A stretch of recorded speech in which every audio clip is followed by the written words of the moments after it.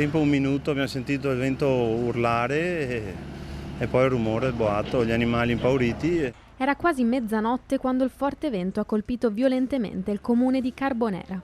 A farne le spese l'azienda agricola Piccolotto di via Chiesa di San Giacomo, che si dedica alla produzione e alla vendita di latte.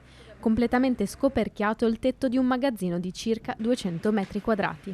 C'è stata questa forte, non so se definire tromba d'aria o cosa, e in un minuto e mezzo è successo che ha scoperchiato il tetto del ricovero attrezzi, una parte della stalla e alcuni ricoveri in lamiera agricoli, insomma, che vanno per i campi.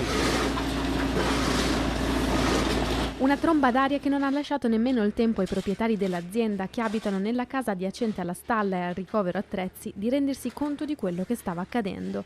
Un rumore fortissimo e poi il botto. Ancora da calcolare l'entità del danno, ma la perdita è ingente. Stiamo tentando di pulire il prima possibile perché abbiamo problemi anche nell'evacuare il latte per portarlo a caseificio e così. Sì, dobbiamo dare continuità alla vita dell'allevamento, ecco. Danni sapete già contarli? No, non mi sbilancio, tanti perché sono tanti macchinari lesionati, tantissimi, e